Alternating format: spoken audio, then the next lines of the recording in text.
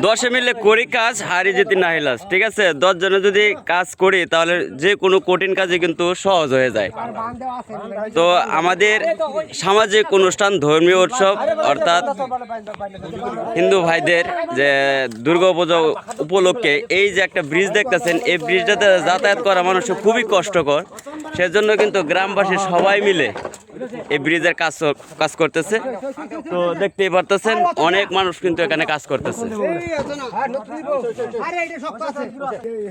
আমরা কয়েক গ্রাম মিলে, মানে কয়েক গ্রামের মানুষ মিলে সবাই কিন্তু এই ব্রিজে কাজ করতেছে। তো বিশেষ করে এখানে কিন্তু উপস্থিত আছেন আমাদের ট্রাইবাল অ্যাসোসিয়েশনের চেয়ারম্যান সাহেব জনাব উজিত মামা।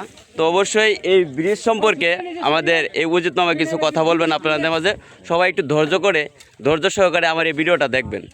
ধন্যবাদ দিই। আসলে তো এই মহৎ উদ্যোগে সবাইকে শুভেচ্ছা জানাই। আমি মনে করি আমাদের এই কাজটা অতি জরুরি।